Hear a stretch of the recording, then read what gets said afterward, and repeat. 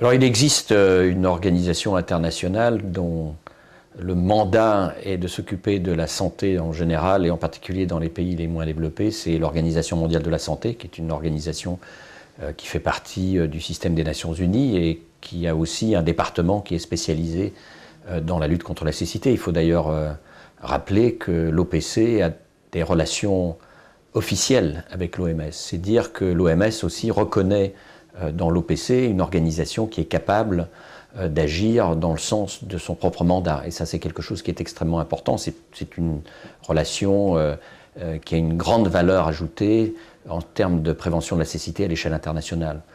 Ensuite, l'OPC fait partie d'un partenariat qui s'appelle Vision 2020, qui est un partenariat qui associe les différentes organisations non gouvernementales qui travaillent dans le domaine de la prévention de la cécité et l'OMS, avec un objectif précis qui est celui d'éliminer la cécité évitable d'ici l'année 2020.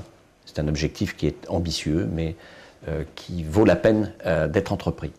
Ensuite, l'OPC entretient des relations très étroites avec plusieurs organisations, parce que l'OPC et ces organisations-là travaillent dans les mêmes pays.